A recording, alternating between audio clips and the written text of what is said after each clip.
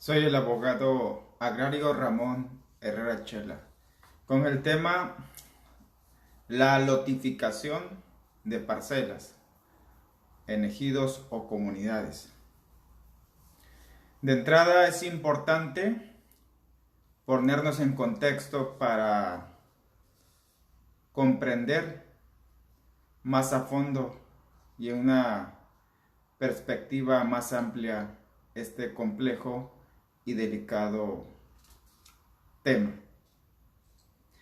Es importante tener en cuenta que un ejido y una comunidad, ambas son personas morales, tienen los mismos derechos, las mismas obligaciones al interior, con su reglamento interno, con sus usos y costumbres, y también tienen los mismos derechos y obligaciones al exterior, hacia las leyes, como personas morales, hacia las autoridades, hacia las dependencias públicas y hacia la sociedad civil. Un ejido, de aquí en adelante me referiré por cuestión técnica y también contemplo, insisto, a la comunidad cuando refiero a ejido. Un ejido está conformado por su asamblea, integrada por ejidatarios, que al interior es su máxima autoridad, entre comillas, administrativa. Y está su dirigencia a cargo del comisariado ejidal o de bienes comunales, que además es su representante legal. Y rigen su vida mediante un reglamento interno. Pues bien, un ejido como persona moral también tiene patrimonio propio. Y pueden existir tres clases distintos de derechos o de régimen sobre sus tierras. Y es importante que no lo confundan. Primero, dentro de un ejido existe la propiedad. En ese caso, el ejido es propietario, es dueño de sus tierras de uso común y de las zonas sin regularizar. Por ejemplo, el asentamiento humano, mientras no esté regularizado, en estricto derecho la propiedad es del ejido.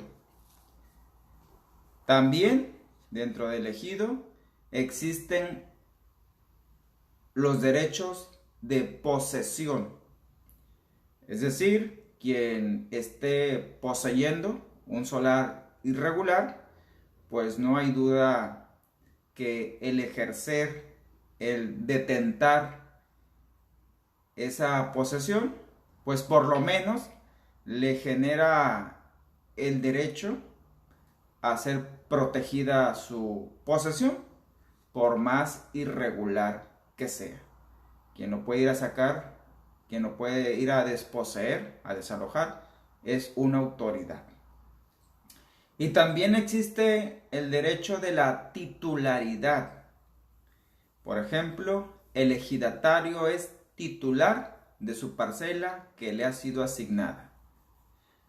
La figura de la titularidad es como la fase intermedia entre la posesión, porque en efecto el ejidatario puede poseer libremente, puede hacer lo que quiera dentro de su parcela, siempre y cuando no sea una actividad ilícita, o puede no hacer nada, dejarla abandonada su parcela y tampoco pasa nada. Pero se entiende que en estricto derecho la propiedad de esa parcela pertenece al ejido. Y hasta que adopten el dominio pleno y la convierta en propiedad privada con su respectivo título de propiedad debidamente inscrito en el registro público de la propiedad, hasta entonces podrá ser propiedad privada del ejidatario. No confundan esos tres derechos: propiedad, posesión y titularidad. Son distintos, lo acabo de aclarar, y desde luego que tienen efectos legales distintos. A veces veo en los foros, sobre todo donde predomina lo agrario, que no terminan de plantear una situación de posesión cuando ya están contestando rotundamente no se puede, punto. Y esperen, primero chequen si se trata de un asunto de posesión, de propiedad o titularidad. Y que conste que los tres derechos distintos están protegidos por la Constitución Federal en su artículo 14. Nadie podrá ser privado de sus propiedades, así como el ejido no se puede ser privado de su propiedad sobre las tierras de uso común, salvo que sea por expropiación y mediante una indemnización. Nadie puede ser privado de sus posesiones, así de que si el ejidatario tiene su casa dentro de un solar y es pura posesión, ni de sus derechos. En este caso, la titularidad es un derecho agrario, muy propio pues del régimen agrario. Esa es la manera de introducción. Así que el patrimonio inmobiliario, el patrimonio de la tierra de un ejido, puede estar integrado, allá vamos con la siguiente clasificación, por tierras de uso común, que ya lo mencioné, pertenecen en propiedad al ejido o a la comunidad. Y como literalmente su nombre lo dice, lo pueden usar de manera común todos los ejidatarios y ejidatarias. Abro un paréntesis, cuando me refiero a ejidatario, desde luego que abarco ambos géneros, hombres y mujeres, nada más por cuestión práctica y de rapidez, señalo ejidatario. Y también existen los lotes o solares dentro de la zona urbana, para casa habitación, el pueblo pues.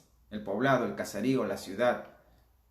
Esa es la zona urbana, el casco urbano, el asentamiento humano. Es la segunda categoría de tierras. Y la tercera, y por cierto, la zona urbana puede ser regular, ya con título de propiedad, inscrito en el registro público de la propiedad, o puede ser irregular, que por X o Y motivo no se ha expedido título de propiedad, no se han medido de manera oficial los solares, las cuadras, las manzanas, las zonas del poblado. Y la forma en que se pueden regularizar es mediante asambleas de formalidades especiales promovidas por la Procuraduría Agraria a través de programas como el antes llamado FANAR, que significaba Fondo de Apoyo para Núcleos Agrarios sin Regularizar. Ahora se llama RAJA, Programa de Regularización y Registro de Actos Jurídicos Agrarios, que técnicamente son fondos para regularizar la zona urbana. Esa es la alternativa A. Y la alternativa B es cuando el antes CORET, Comisión para la Regularización de la Tenencia de la Tierra, se encargaba de expropiar o de comprarle la zona urbana al ejido para llevar a cabo el proceso de regularización. Hoy ese programa le cambiaron de nombre, sigue teniendo la misma función, ahora le llaman INSUS. Al modo de cada gobierno pues le rebautiza ahí los nombres de sus programas. INSUS significa Instituto Nacional del Suelo Sustentable, que principalmente promueve la SEDATU, la antes Secretaría de Reforma Agraria, hoy Secretaría de Desarrollo Agrario, Territorial y Urbano, SEDATU. Y ellos sobre todo trataban, porque ahora con los recortes presupuestales y demás situaciones, no sé cómo andan financieramente, pero leía un reporte precisamente del INSUS, que es alarmante la forma en que se están multiplicando los asentamientos urbanos a los alrededores de las ciudades o en las zonas que están urbanizándose o llegando al desarrollo comercial. Lo rebasó, la realidad nos rebasó. Y ojalá y nada más fueran en esos asentamientos humanos. Se está dando el problema, el fenómeno en las parcelas, que ese es el tema de hoy. Y para que la SEDATU, INSUS y demás dependencias del gobierno, porque también algunos gobiernos estatales le entran ahí a intentar regularizar, incluso algunos municipales, muy pocos, se apegan a la Ley General de Asentamientos Humanos, Ordenamiento Territorial y Desarrollo Urbano. En pocas palabras, la ley de la SEDATU. Y también pues ya casi desplazaron al reglamento de la ley agraria en materia de ordenamiento de la propiedad rural. Es decir, que aquellos ejidos o comunidades que quedaron rezagados en relación a regularizar su zona urbana para que se pudiera expedir los títulos de propiedad, pues por ahí les dejaron un reglamento para que los que se animaran de manera tardía. Y hay muchos, por cierto, en todo el país. Pues bien, ese es el contexto, esa es la introducción, colegas, pasantes, ciudadanos, ejidatarios. Vamos con la pregunta clave. ¿Para qué sirve una parcela de acuerdo a la ley agraria? De entrada, debemos de entender por parcela que es una unidad de superficie determinada, de tierra obviamente, que se le dota o se le entrega o se le asigna a una persona, por lo general. O se le da un uso específico como parcela escolar, parcela de la mujer, parcela de la juventud. Desde luego que una parcela tiene una superficie exacta, tiene sus medidas y colindancias. Varía una de otra. Y aquí viene el punto clave y no pierdan de vista esto. El destino de una parcela, el uso de una parcela es para el trabajo, es para la agricultura, la siembra, el cultivo, para el ganado o cualquier otra actividad de la que el ejidatario pueda subsistir, él y su familia. De hecho, la intención original del tamaño de las parcelas, que son indeterminadas, era calcular que con una parcela se alcanzara a alimentar una familia de campo completa. Y estamos hablando allá en la década de los 80, cuando estaban despidiendo la ley de la reforma agraria y estaban proyectando el futuro de lo que iba a ser elegido, las parcelas y el ejidatario, a principios de los 90. Entonces por ahí hacían esos cálculos y en aquellos tiempos las familias de campo eran pues numerosas, había más familias de campo. Hoy la gran mayoría después se desplazó a los centros urbanos, a las ciudades. Y si una parcela no alcanzaba, pues le daban una segunda parcela, le asignaban pues, como ellos dicen, me daban una parcela pequeña de tierra buena y una parcela grande de tierra mala. Tierra mala se refieren a que nada más le sacan provecho en tiempos de lluvia, con el ganado, con siembra temporal, frijol, maíz, etc.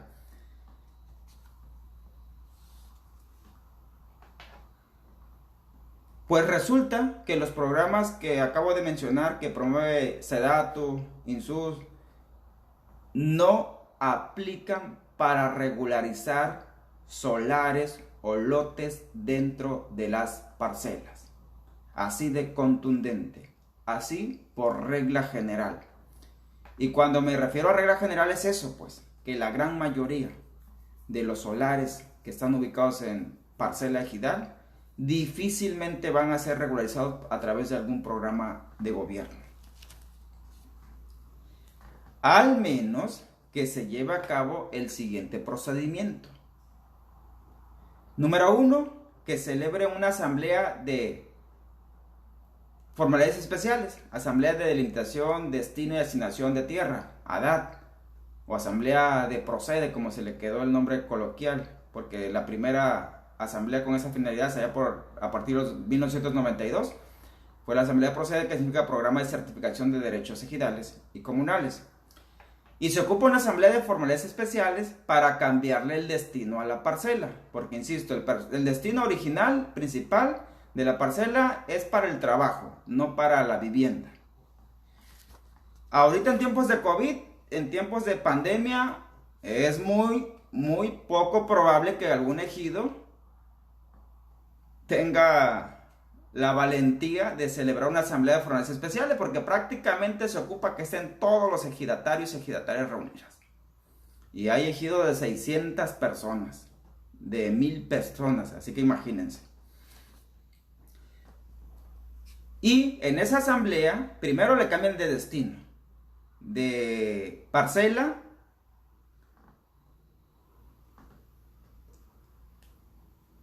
le autorizan para que adquiera el dominio pleno y la conviertan en propiedad privada. Si no hay autorización de dominio pleno, olvídense. Aunque le envíen una carta al presidente de la República, no va a proceder. aunque tengan un amigo o un compadre que trabaja en el gobierno del estado, no va a proceder. Una parcela ejidal, una parcela comunal, no es apta para que construyan casas habitaciones en su interior. Y una vez que la parcela adquiere el dominio pleno, pues viene el procedimiento de ir al RAN. El RAN está cerrado, ya tiene 7 meses cerrado la gran mayoría de las delegaciones estatales y va para largo.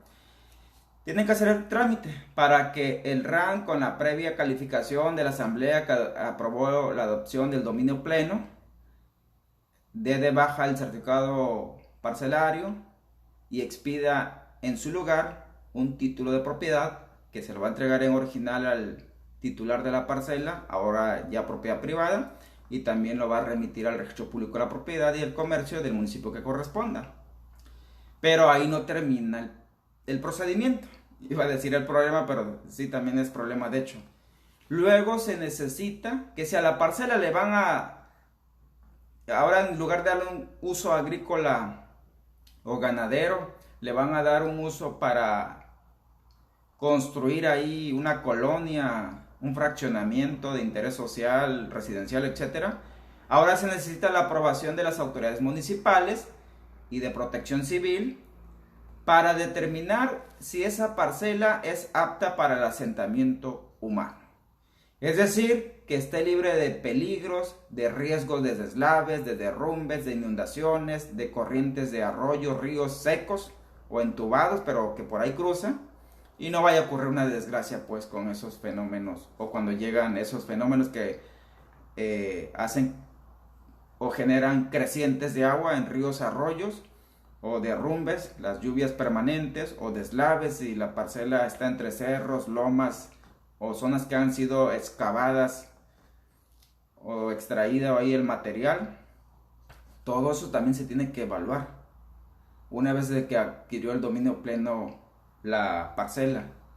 Y desde luego pues sujetarse al reglamento de urbanización o de desarrollo urbano municipal principalmente. Ese procedimiento se tiene que llevar a cabo para que sea legal, ahora sí, lotificar, fraccionar una parcela con fines habitacionales. Y bien, viene otra pregunta interesante. ¿Y cómo puedo saber si el lote que estoy comprando pertenece a una parcela ejidal o comunal? Pues ahorita como sigue cerrado el RAN y por desgracia, créanme que me genera hasta molestia de que teniendo la tecnología de un simple teléfono, ni eso se dignen los del RAN a atender. La gran mayoría de la información que ahí tienen fácilmente la pueden remitir a través de un correo electrónico con documentos en PDF. Pero pues no, al modo mexicano, buscando pretextos para no hacer las cosas. Pero bueno, me tranquilizo. Pueden investigar en el catastro municipal. Si trae tu cliente prisa, o tú que me estás escuchando traes prisa, interés, o es una ganga el lote ahí que se están vendiendo, y el vendedor te asegura que ya está todo en regla, pues ve al catastro. Las oficinas del catastro municipal, hasta donde tengo entendido, la gran mayoría sigue atendiendo. O sea, casualmente los de catastro sí atienden, han de ser inmunes o qué, al COVID, y los señoritos del RAN no atienden. Pues bien, acuérdate que en el catastro están registrados todos los planos de todas las cuadras, de todas las colonias, de todos los pueblos, de toda la ciudad, del municipio que corresponde. Y ahí te pueden decir, en la dirección de catastro, ¿sabes qué? Ese lote está en una zona que todavía está, aquí la tenemos clasificada como zona de un ejido. Así de que propiedad privada no es. Y si acaso el catastro dice, sí, aquí ya hicieron un procedimiento reciente o lo dejaron a media, lo que sea, pues de ahí te brincas al registro público de la propiedad. Y ahí puedes pedir la escritura, lo que aparezca de propiedad registrada a nombre del vendedor. Y acuérdate que la información del registro público de la propiedad pues es pública. Puedes solicitar una copia. Y cuando lleguen a abrir el RAN, a veces ya con el dato que te dan en catastro o en el registro público ya tienes una referencia más confiable de qué es lo que quieres comprar o lo que vas a comprar y te atiendes a las consecuencias. O en su caso, puedes ir también al Registro Agrario Nacional, allá te van a confirmar si el solar está dentro de una parcela, si el solar está dentro de un ejido o de una comunidad. A veces algunas oficinas de la Procuraduría Agraria también tienen esa información. No es obligación de ellos como dependencia pública, no lo es. Pero como ahí tienen asignados los visitadores agrarios que tienen contacto directo con los ejidos y las comunidades, pues ellos están informados de que si ese ejido ya adoptó el dominio pleno, que si don Pancho anda vendiendo su parcela y no ha hecho ningún trámite, ellos te pueden adelantar parte de esa información, vamos llamándole no oficial, pero real. O también puedes ir con el comisariado, con el presidente, con el de vigilancia, con la comitiva, y ellos te pueden decir, ¿sabes qué? Esa parcela sí ya tiene dominio pleno, o sabes que esa parcela ni te metas, la han vendido 2 o 3 veces, ha pasado por 2 o 3 manos, o en última instancia, puedes ir a preguntarle a los vecinos, a los que ya compraron, a los que viven cerca. Ellos, sin lugar a duda, saben o tienen noticias acerca de que si esa parcela está lotificada sin haber sido regularizada, sin haberle cambiado el destino, sin haber adoptado el dominio pleno. Y así pues, insisto, el comprador ya sabe a lo que se atiene. Ahí ya no puede haber ni sorpresas ni sorprendidos. Y la pregunta inaugural: ¿se puede lotificar una parcela? Respuesta: no, legalmente no. Mientras sea una parcela ejidal o una parcela perteneciente a una comunidad, legalmente no se puede lotificar. Que en la realidad lo hagan y lo sigan haciendo, eso ya es punto y aparte. Ya estoy explicando aquí las consecuencias. ¿Y se puede lotificar una parcela ejidal? La respuesta es sí, siempre y cuando se haya llevado a cabo el procedimiento del dominio pleno que te acabo de explicar. Entonces sí pueden lotificar de la manera en que lo autorice el municipio. Iba a decir de la manera en que se le dé la gana al dueño, pero no. Tiene que sujetarse ahora a las reglas y a las leyes y a los reglamentos del municipio, sobre todo en la cuestión de urbanización, porque se convierte en propiedad privada. Ahorita nada más nos ocupa el tema de lotificar con fines de construir casas, habitaciones, pero también pueden llevar a cabo el dominio pleno, cambiar el destino de la parcela, pues para construir ahí toda una zona industrial, una zona económica, un desarrollo, una planta, un desarrollo comercial, una planta, una fábrica, una maquiladora, etcétera, etcétera, etcétera. Pero eso es otro tema, no lo voy a tratar para no confundir. Y si ya está lotificada y habitada una parte, la mitad o casi toda la parcela, es recomendable comprar un lote. Y son preguntas que me hacen los ejidatarios o incluso gente ajena al ejido, que quiere comprar una casa en el pueblo, en un rancho, en un ejido, para ir a pasar allá un domingo, un fin de semana de familia. Dice, Licha, pero ya está habitado todo. Ahí les van las respuestas que he dado. Mientras legalmente sea parcela, no estás comprando la propiedad. No hay duda de que hay personas que se aprovechan de la necesidad de adquirir un patrimonio, una casa, un solar. Y hay personas que aprovechan, pues, o se malaprovechan, de que se ponen a fraccionar. Me llaman de diferentes partes del país, licenciado, me están vendiendo un lote en pagos de 2,000 pesos y el lote en 60,000 pesos. ¿Cómo la ve usted? A ver que te mande una foto del título de propiedad. No, dice que no, pero que todo está en regla. No, pues se están chamaqueando. Y ya le explico lo que está comprando. Y sobre todo a veces le prometen, mira, el procedimiento del dominio pleno ya es un hecho.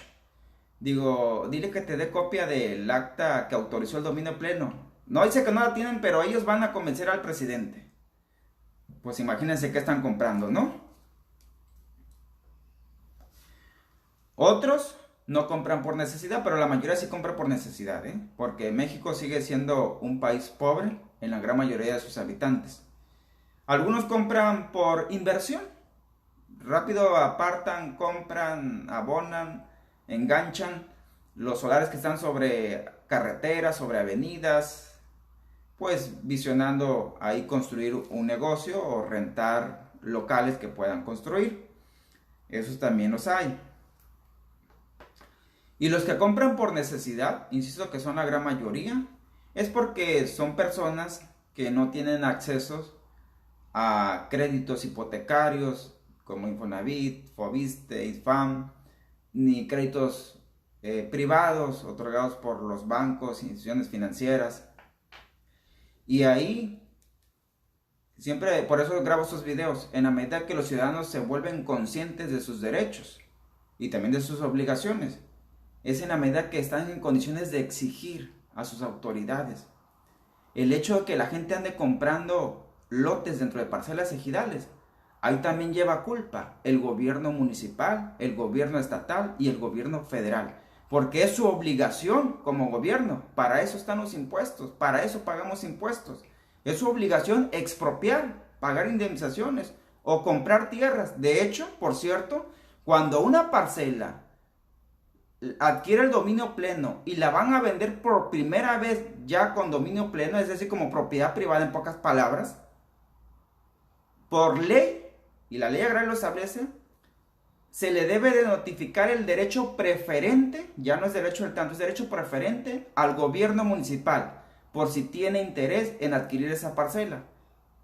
Y ese derecho no está de gratis ahí, está para que adquiera tierras y sobre todo para que estén visualizando como funcionarios públicos hacia dónde está creciendo la mancha urbana y tengan terrenos. Pónganle ustedes que no lo van a regalar, pero sí que lo pueden dar en facilidades de pago, a plazos muy razonables y sobre todo a gente que realmente lo necesite. Pero no, lejos de cumplir su obligación, solapan las ventas irregulares en las parcelas ejidales. Y hasta la fecha todavía, para desgracia de todos, les siguen dando un uso hasta político. ¿En serio? Van y le prometen en cada campaña que les van a regularizar sus terrenos, sus casas, sus lotes, sus colonias. El uso político, la promesa a la necesidad. Bien, la siguiente pregunta. ¿Y qué pasa si compro un lote dentro de una parcela? Se los digo a mis clientes, a veces a mis colegas se los explico. Solo estás adquiriendo la posesión. Y por cierto, una posesión irregular. Una posesión sobre la que no te van a dar un título de propiedad. No te van a dar, como le llaman ellos, escrituras de propiedad. Es la pura posesión. La cual, por cierto, no tiene garantía. No tienes la certeza jurídica como si lo pudieras tener sobre una propiedad. No tienes garantía sobre la tenencia de tu lote, de tu terreno, de tu predio, como le llamas. Y genera también otras consecuencias legales. No puedes incluirlo en la lista de sucesión. Los lotes no entran en la lista de sucesión. Los solares, y sobre todo eso a lo que me refiero, que están dentro de la zona, dentro de una parcela, no entran en la lista de sucesión ni en el testamento. Aunque literalmente fuera el posesionario de un lote dentro de una parcela ejidal, con el notario público a atestar, a hacer un testamento, y ahí expresamente señalar en las cláusulas, y la casa y el terreno se lo dejo a mi esposa, para efectos de sucesión no lo adquiere. Igual nada más ese testamento le sirve como para ampararse, para justificar del por qué ahora la viuda está viviendo ahí y que le pertenece, entre comillas, ese lote. Pero que si promueve una sucesión ante el tribunal agrario o ante el juez civil o ante el juez familiar o ante el juez mixto, no la van a reconocer como heredera, como sucesora de ese solar irregular. Esa es una de las consecuencias. Si bien te va, pero si Dios no lo quiera, muere el dueño de la parcela, hay hijos vividores, hay gente abusiva que va y demanda a los posesionarios que le desocupen, que le desalojen, que le entreguen, que con ellos no es el trato, que a ellos no recibieron ningún peso, o les quieren volver a cobrar para no desalojarlos. Y esa es una de las consecuencias, pues, de comprar un lote, un solar dentro de una parcela. Siguiente planteamiento. ¿Puede intervenir la autoridad municipal en las construcciones de las casas dentro de un lote ubicado dentro de una parcela ejidal o comunal? La respuesta es sí. Sí, para efectos de cobrar el permiso de la construcción, de la edificación. Claro, hay algunos municipios flexibles, de que si el ejido está allá en la montaña y le queda retirado, pues no va a ir a sangrar allá al posesionario irregular que está construyendo. Pero hay otros municipios que ni eso perdonan. Van y te multan o te paran la obra hasta que no pagues la multa y el permiso. Para esos efectos sí puede intervenir la autoridad municipal. Y el otro colmo para los posesionarios es de que van y pagan el predial con la esperanza, creo yo, de que si juntan sus boletas de predial y que van al corriente con eso, les pueden reconocer algún derecho equivalente a la propiedad. Pues no, no. Eso es parcela, esa tierra es parcela, las parcelas no pagan predial. Entonces, pues es de a gratis el pago del predial, porque ante una bronca, por ejemplo, que falleció el dueño de la parcela, el vendedor, y nunca cumplió su promesa de convertir la parcela en propiedad privada a través del dominio pleno, viene el heredero y con la mano en la cintura demanda a través del Tribunal Agrario la ocupación y entrega de su parcela completita, aunque el posesionario entregara sus boletas de predial pagadas al corriente. Eso no es suficiente como para que pudiera salvarse de que el certificado parcelario mata boletas de predial, así simplificado. Y la otra pregunta que duele, licenciado, pero ya lo compré, ya construí. Pues bueno, dependiendo la situación de cada caso, le otorgo asesoría en las siguientes modalidades. Si hay buena disposición del que te compró, llévatelo con el notario público y paga un notario público. Los 3,000, 5,000 pesos que te vaya a cobrar el notario público por dar fe, te va por lo menos a dar oportunidad de que puedas recuperar en un futuro lo que invertiste, las mejoras. Y chance hasta ante una autoridad puedes andar reclamando intereses legales y hay un castigo que le impongan al vendedor de mala fe que te ocultó o que ahora no está cumpliendo lo prometido. Es decir, que vayan a firmar ya sea un contrato de cesión de la posesión, una compraventa irregular desde luego, pero que ahí se señale que a cambio se entregó 50,000, 100,000, 300,000 pesos por ese lote. Y ahí está el compromiso de que sí se entregó una cantidad de dinero, pues y que esa cantidad de dinero puede venir de regreso. Si acaso el vendedor o su hijo o el segundo comprador del certificado parcelario, porque también se da esa situación, de que empiezan a fraccionar de manera irregular la mitad de la parcela y llega alguien con billete y compra el certificado completo, según él, nada más comprando la otra mitad de la parcela de la superficie que estaba libre. Pero ya con maldad y ambición, de una vez ya que el certificado sigue señalando la superficie exacta, el 100% de la superficie, pues anda demandando a los pobres que habían adquirido un cachito, un pedacito, una fracción de parcela. Entonces la importancia de que medie la fe pública, principalmente el notario público, y que se especifique de manera exacta cuánto dinero se está entregando, porque ese recibo, y sobre todo está ratificado ante el notario público, le sirve como una especie de garantía al que compró para que pueda reclamar de regreso su dinero. Y obviamente no nada más su dinero, también si construyó, pues el valor de lo construido. Si mejoró la plusvalía de esa zona, pues a precio actual, a precio moderno. Por cierto, también me llegan con las constancias de posesión o me las mandan por fotografía vía WhatsApp, donde titular de la parcela, el vendedor, le firma ahí una constancia de que yo estoy vendiendo un solar con tantos metros de ancho, largo, etc. Esas constancias no sirven. Únicamente son un indicio, pero es insuficiente ese indicio.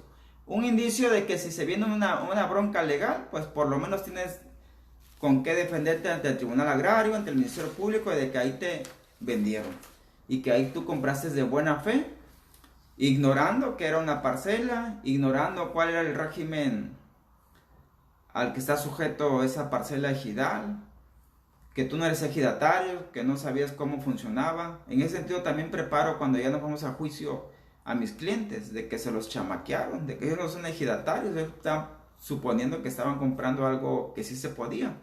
Es decir, le estamos ahí echando la papa caliente al vendedor, sobre todo pues acreditando la mala fe con que actuó. Por cierto, a los lotes, cuando fraccionan, pues a las fracciones de parcela vamos llamándole. En el vocabulario coloquial del ejidatario, del campesino o de la gente que va y compra una fracción de una parcela, ellos le llaman lotes. También les llaman solares, les llaman terrenos, les denominan predios, baldíos. Cuando no ha construido nada y nada más tienen cercado, le llaman baldío. O le llaman propiedad, pero en su mundo. Nosotros como abogados pues decimos propiedad, pero entre comillas. Ellos en su mundo, que desconocen pues los efectos de la ley agraria, sobre todo una parcela, para ellos ya es una propiedad. Para nosotros abogados, desde luego que no es una propiedad, le llaman casa. Y ahí como abogados, como abogadas, debemos de tener la sensibilidad de explicarle con calma, con paciencia, realmente qué va a comprar o qué ya compró. En verdad, a veces la gente anda buscando que le digan la verdad, no que le metan más falsas esperanzas, falsas expectativas. Les doy ese consejo, colegas. Y por cierto, la lotificación también ya se está dando dentro de las tierras de uso común. Pero ese es otro tema. Casi se cocina con la misma receta, pero tiene efectos legales distintos, tiene broncas legales como consecuencia diferentes. Seguramente la abordaré en un video más adelante. Y eso es inevitable, pues, sobre todo las parcelas que quedaron cerca de los poblados, de las ciudades, de las zonas industriales, zonas comerciales, zonas con alta plusvalía. Por eso empiezan a veces a comprar lotes solares dentro de parcelas y también lo están haciendo entre las tierras de uso común. Así que vámonos a las conclusiones, colegas. La primera, si eres asesor o si vas a asesorar o si vas a comprar, asegúrate primero de manera correcta. Antes de comprar, investiga. Evita comprar problemas. Evita perder tu dinero y ganarte el montón de preocupaciones y problemas. Ya compartí por ahí algunas recomendaciones de por dónde puedes comenzar. Porque recuerda, como les digo a mis clientes, nunca construyas en el terreno de tu suegro. Casi es lo mismo, ¿eh? Nunca construyas dentro de una parcela. Ya les acabo de explicar aquí los efectos que pueden generar. Y actualmente hay muchísimos casos en donde vale más la casa construida que el terreno en sí, porque no hay garantía de la propiedad, no hay certeza jurídica sobre la tenencia de ese solar. Cuando se vengan los problemas legales, una demanda ante el Tribunal Agrario, la buena fe es importantísima, que quede acreditada por parte tuya, abogado, que la acredites a favor de tu cliente. Y consecuentemente se deduce que actuó de mala fe el vendedor, que no le fue claro al ejidatario, al comprador, que no cumplió lo prometido, de que prometió que iba a convertirla en dominio pleno para generar el título de propiedad. Porque si acreditas la buena fe, por lo menos tu cliente va a recuperar el dinero invertido en la compra, la inversión hecha en la construcción, en la mejora del terreno, y ya con un avalúo o valor comercial a precio actual, más algún castigo que le pueda poner el tribunal. Como dice el dicho, de lo perdido pues lo encontrado en el peor de los casos, de lo perdido pues lo invertido por lo menos recuperar. Y si se deduce que la mala fe llegó a tal punto que no hay duda que fue un fraude, pues también denuncien, presenten su querella por la vía penal. No más que los ministerios públicos no quieren trabajar en asuntos agrarios, le sacan la vuelta. Los agraristas siempre somos los patitos feos hasta en el Poder Judicial de la Federación. En serio, no nos quieren. Es que es un régimen que se cocina muy aparte. Imagínense, la ley agraria está compuesta por 200 artículos. Si tú después de ver este video entras al portal de la página de la Corte y le escribes en el buscador Agrari y el asterisco, que es el comodín, te va a arrojar más de 2.200 entre tesis aisladas y jurisprudencia que abordan el tema agrario. O sea que la ley te da 200 artículos y la Corte ya te dio 2.200 tesis y jurisprudencia. De ese tamaño es lo singular de lo agrario. Por eso le sacan la vuelta a los ministerios públicos. Porque luego te salen a ver, pero es que eso es parcela y no me toca a mí, es competencia del Tribunal Agrario. Pues sí te fraudearon, pero pues, ¿cómo le hacemos?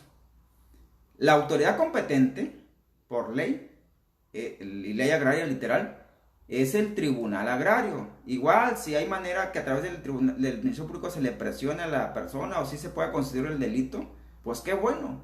Pero el que es seguro es el Tribunal Agrario, porque estamos hablando de una parcela sujeta a la ley agraria. Y los tribunales agrarios fueron creados especialmente para esa función. Recibir, administrar e impartir justicia agraria.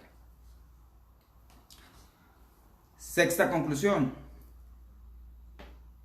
En serio, me sorprende que a esas alturas existan abogados y que le saben a lo agrario, pero niegan la realidad.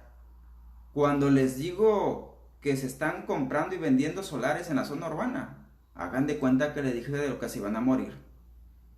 Ellos viven en un mundo perfecto, porque la ley agraria originalmente iba a ser perfecta, pero pues como toda ley agraria está plagada de imperfecciones. No aceptan que la realidad nos rebasó a algunos colegas, sobre todo los de la vieja escuela, los de la vieja guardia, y que ahorita se salieron de control varios problemas. La ley agraria se quedó chiquita, de por sí nació incompleta, y en la marcha se fue encogiendo, y los problemas sociales nos rebasaron. Este es uno de ellos. Hay abogados pues que sueñan con resucitar a Emiliano Zapata, Lázaro Cárdenas, para que venga a hacer otra vez justicia social. Ya olvídense esos rollos. Lo agrario ya va evolucionando, pero hacia lo comercial, ¿no? Pues ahí termina la conversación, ¿no? Se van ofendidos. Y es la verdad, ¿quieren un indicio? Pónganse a leer en su rato libre lo que es la Ley General de Asentamientos Humanos, Ordenamiento Territorial y Desarrollo Urbano, que es el pilar, es la columna vertebral del actual SEDATU. Ahí está el indicio hacia dónde va lo agrario. Quiera o no, para allá va, Y que conste que yo no me estoy poniendo la bandera de ningún partido, de ninguna corriente. Pero desde luego que me he preguntado, ¿y hacia dónde vamos con lo agrario? Ya ven cómo recibimos esta década. La recibimos con un knockout ocasionado por la pandemia. Y andamos contentos y felices y emocionados que ahí venía la nueva ley agraria y tómala. Vámonos a la congeladora. Pero los problemas ahí están, siguen creciendo. Séptima conclusión. Hay abogados que no entienden ni la O por lo redondo de lo agrario. En serio, mis respetos si son buenísimos en la materia civil, familiar, mercantil, amparos. Pero bien, no sé si por aprovechar, como ellos dicen, lo que me caiga. Yo agarro lo que me caiga. Le cae un asunto agrario y pues hacen gastar dinero al pobre cliente dinero. Irónicamente digo, usted, cuando ya vienen conmigo, pagó para que le hicieran perder un caso. Así que seamos éticos. A mí, por ejemplo, cuando me plantean un asunto penal, en cuanto veo que es penal, ya interrumpo amablemente a mi cliente y digo, mira, ese asunto es penal. Cuanto mucho le puedo presentar o recomendar a un abogado de confianza penalista. Y vaya con él, yo no soy penalista. No, con un asunto familiar, pues también tengo una abogada especialista en materia familiar. Así pues, la gente se va agradecida y también el abogado de alguna manera te lo va a agradecer a quien le canalizaste el cliente. No hay que seguir engañando. Si de por sí ya lo engañaron con que la parcela le dieron gato por liebre, el solar que compró no era solar, no era propiedad privada, era una fracción de parcela y lo sigues engañando con falsas expectativas, pues imagínate. Octava conclusión. Si te van a contratar, si eres el especialista en esta clase de asuntos, no te van a pagar por decir se lo chamaquearon. No te van a pagar por decir no se puede y punto. Porque también cuando le empiezo a dar vueltas y vueltas a un planteamiento concreto como que el cliente compró un lote, una fracción de una parcela, pues antes de decirle no se puede, le hago cuantas preguntas considero necesario para darle vueltas y vueltas con la siguiente finalidad. Si eso tiene una solución legal, y por solución legal me refiero a que si en efecto ya está en trámite el dominio pleno y ahora es cuestión de obligar al comprador a que en cuanto el título de propiedad esté inscrito en el registro público de la propiedad se proceda de inmediato a ir con el notario público, por cierto ya es competente el notario público, para que se proceda al fraccionamiento de manera oficial, de manera legal, de ahora esa parcela con dominio pleno, propiedad privada en pocas palabras, y se haga el trámite pues correspondiente. O en el peor de los casos, por lo menos, ¿sabes qué? Aparte de pagar mis honorarios, también vas a pagarle honorarios al notario público para que esa compra que hiciste de una fracción de una parcela que te sigue interesando la tierra porque está bien ubicada y quieres poner un negocio, no importa que nada más detentes la pura posesión, pero vas a instalar ahí un negocio porque está bien ubicado, pues adelante, vamos con un notario público y que él ahí dé fe de la operación que hicieron, del dinero que entregaste, para que exista pues, insisto, esa garantía y de esa manera se puedan disminuir los riesgos de mayores estragos, de peores consecuencias, de que te quedes sin local, sin inversión y sin tierra por confiado. Y eso pues hay que explicarlo a detalle, hay que explicarle con peritas y manzanas, con palitos y bolitas a los clientes que nos consultan. Recuerden que ellos no son abogados. Si de por sí uno como abogado se le dificulta entender todo esto de la materia agraria y de las parcelas y de los solares y de los lotes y del fraccionamiento, etcétera, etcétera, ahora imagínense a ellos pues. La décima conclusión, pues si les sirve de consuelo todo esto, por lo menos no pagan impuesto, no están obligados, no pagan el impuesto sobre la renta ante una operación de compraventa de la posesión, y entre comillas, compraventa, que luego me salen ahí los de la vieja escuela que estoy mal informando. Digo, espérate, no me saques de contexto mi plática. No pagan predial, no pagan catastro, no tienen obligación pues. Y por cierto, tampoco les pueden embargar. Una posesión de una fracción de una parcela es inembargable.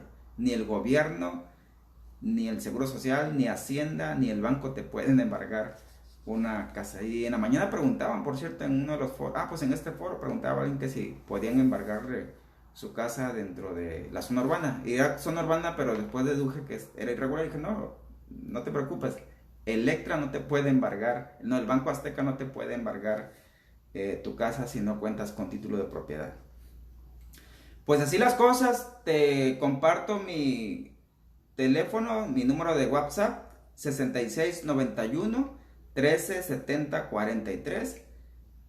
Si ocupas alguna asesoría, nada más ten paciencia porque si entran varias llamadas y varios mensajes.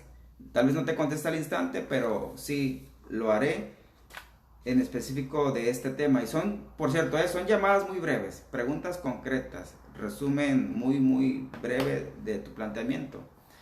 Pues así las cosas. colega, ciudadano, ejidatario, estudiantes. Me da gusto que esta familia de hecho siga creciendo. Así las cosas con este tema. Lo que te acabo de compartir son vivencias, son experiencias. No lo es todo. Por eso la importancia de que, y mi insistencia en que me ayudes a compartir tus experiencias. Aportes por ahí alguna pregunta. Incluso si en algún punto no estás de acuerdo, excelente. Yo aplaudo cuando alguien no está de acuerdo conmigo. Nada más lo invito que se dé que se tome la molestia de aclarar por qué no. Porque pues yo le llamo abogados pavorreales. Conozco a algunos abogados pavorreales que dicen, no estoy de acuerdo. No comparto el criterio. Le digo, pues échame la mano, compadre. Ahí aclárame por qué no. No es para mí. Es para que quien tiene la oportunidad de ver estos videos, esos comentarios, tengan dos puntos de vista sobre el mismo tema. Y eso pues al final del día de la transmisión pues nos ayuda muchísimo más a todas y a todos. Es por eso la invitación. Pues dejen ahí sus preguntas y también les agradezco, quienes me están ayudando a contestar las preguntas que dejan. Yo encantadísimo, porque insisto, sería muy tonto de mi parte suponer que lo sé todo. Nada más vengo a compartir la experiencia que traigo, pero ahí entre todos le abonamos, le sumamos, toma forma esto, y al final hasta toda una tesis puede salir aquí de tanto criterio que podemos estar compartiendo. Pues así las cosas, entonces nos vemos en la siguiente transmisión.